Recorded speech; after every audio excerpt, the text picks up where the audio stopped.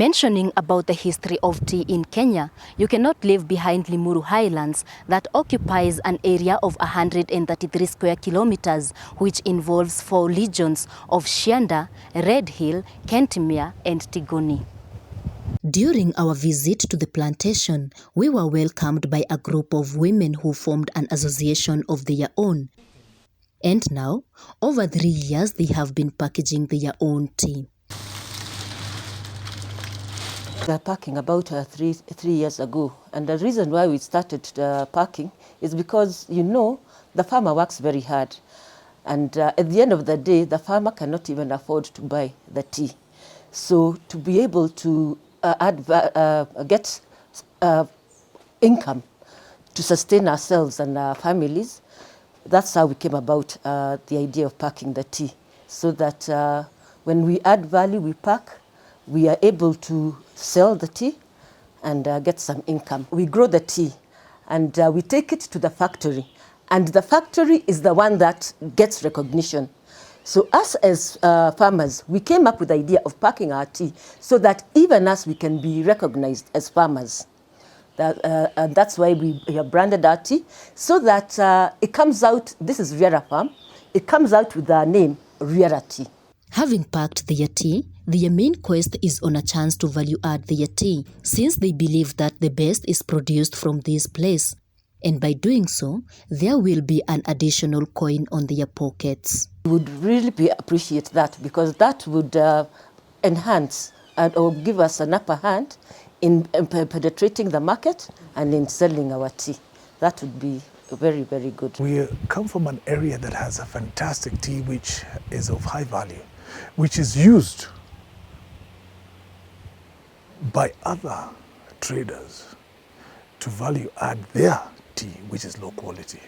So if we can be able to market our own tea as Limuru Highlands, we will stand a better chance, A, in getting the buyers to enjoy the true value of tea. And you must remember that tea, even when it actually came here, tea originally from Mrs. Mitchell's place where they first planted is of high value, but they use our tea to blend. So we'd like to sell the premium tea. Although it may seem to be an easy thing to many people, they state that a great challenge lies in acquiring the license. The biggest hurdle and the biggest problem has been the legislation around tea, because I think in tea as well as in other crops, and as in generally, there are some archaic regulations that have lived with us a long, long time. And for example, the way tea is grown and processed and particularly marketed and exported has been one of the biggest handles. I think the other area that farmers have talked about is the question of taxation, because there are very, very many taxes that are levied on tea, on land, on the processes, and on the licenses.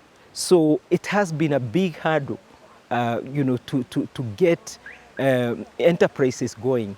Here is a picture of how they would like the highlands to look like for the generations to come.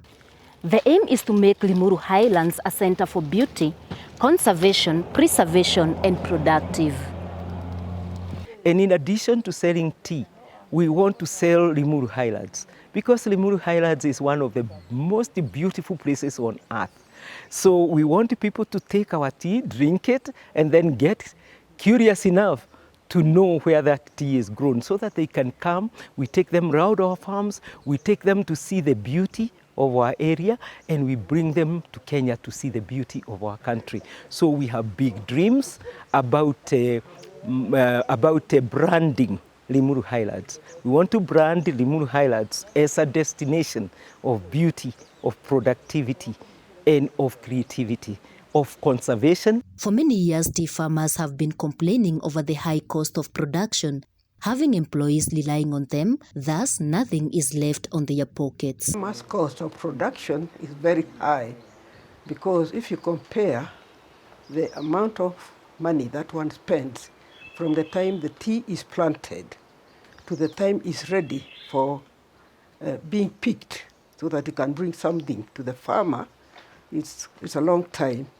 And then when the tea is ready for picking, the production cost would be about 60% of what one is going to get from the farm, the actual growing of the tea. After that you have to pay the workers, who then have to be paid another maybe 30%. And then there's a cost of running the farm, the vehicles that are going to take the tea to the factory, and then also the house maintenance of whether they have to stay on the farm. So in the end, the farmer is left with less than maybe 5% of what is coming out of the tea. Tea farmers have been particularly in great distress, but other farmers as dairy as well as other crops. And we came together as the Highlands group, the Limuru Highlands group, so that we can look at the welfare of the farmers, so that we can look at different ways of diversifying incomes, so that farmers can make returns, get better returns for their labor. Back then, most farmers from this region worked as civil servants, and they had great expectations when they joined tea growing, but things did not work out well as they expected. We were thinking that it is going to give us a lot of money, because we thought tea as an industry is going to give us an income. We were civil servants by the time we came here, so you can see the meager kind of salary that we had. So any addition from the land, we thought it would give us money. But when we joined in, we found it is not the same as we were expecting. The pay for tea delivered is so little. The cost is so much. Because we have got workers, we have got to maintain that tea with the fertilizers, with the herbicides, and at the same time, sometimes there is a failure of rains and we don't have the water. But those bigger farms, some of them have got irrigation, but small farmers don't have. A narrative of brokers at the market and high taxes has participated a lot in bringing down their income. They should do is to support the farmers and also to prevent these brokers, because most of the time when we are farming, and then the brokers, because we don't have the market, when the brokers come, you can imagine the prices they offer. So at the end of the day, you are getting nothing. So unless the government intervenes, the farmer will farm in vain. Yeah? So it is our hope that they will hear our cry as farmers, so that whatever we do knowing that whatever I'm growing, I am getting the return out of it. Otherwise, it will be all in vain. If we can remove the third party who comes in between the farmer and the market, I'm sure there would be an income coming in, benefiting the farmers. But as it is now, the farmer is left to work and work and work, and that doesn't get the benefit. Again, they state that the proposal of the use of machines in plucking out their tea, they say that it will degrade the value of their tea, for they are used to picking up 2 leaves and a bud. True, we have the machine that can pluck tea, but in Kenya they have not yet come. And in any case, the argument from the factories is that if you use machine to pluck tea, the value of the tea is going to go down, because essentially we pick two leaves and a bud. That is what the requirement for the top quality tea. And if you bring the machine to do that, you're not going to be able to select those kind of things. So the factories argue, and they do not want to introduce machines because they think the value of the tea in the market is going to go down. Recently, people have started plucking out the plantations and venturing into the real estate industry, a thing that has worried most of the pioneers in the plantations on what next to the generations to come. The reason why you see real estate coming in is because if the value of tea is not there, then you find that even farmers cannot sustain themselves, even pay salaries. So how do you expect people to live in this world, in this new, as you're saying, the new generation or the third generations, with the tea? They'll go into housing and things like that, which you do not want. So we want to protect our farms. We want to get high value for these farms, and we know we can. It's just that it's not been organized. But the beautiful thing is that with the new tea bill that has come in, it allows us to now reposition our tea and sell it at high quality. The present generation, the generation coming, you and the other, already there is an argument with the Highlands, Limuru Highlands. They want to preserve this land as it is. But the young generation, they want to come and build mansions so that they can have quick money, fast income. And then where you don't have even to put any other effort apart from building. So with the next generation, there is very little hope. Actually, you look at your land and you wonder what the effort, all the effort I have done, I don't see anybody inheriting it.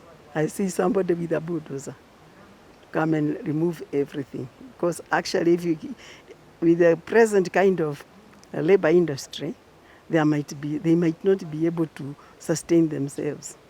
But anyway, they might do it because, again, putting up a building, it might be too challenging for them because they don't have further income. But the new tea regulations have given them hope, and these are their expectations. We are having hope that the government is going to intervene, and then we are going to continue with this work because we know they think of us, and therefore they are going to be considerate to the farmer, and when they do that, we will be encouraged to continue the work of growing tea. I think the greatest thing that has happened to us in the last few months is the new tea bill. In the last month, we had a very good opportunity to meet with the CS, Honorable Peter Munya, to whom we presented a list of the concerns, particularly of tea farmers. And on top of that list was the possibility that as an area that produces the best tea, probably one of the best quality teas in the world, that we should get an opportunity not only to grow, but also to process our own tea and package it and sell it to the world market. So, as I said, is to support, farmers. And even to release the loan so that the farmer can actually, put the input in the farm. Okay, because sometimes when you have capital, we don't have capital. You cannot do what you are supposed to do. You get it? For instance, now, if I want to keep zero grazing and I don't have enough capital, surely, how can I do it? Because for today, getting one cattle, it is more than 100,000. If I want to put five of them, how much money do I need? 500,000, 500,000.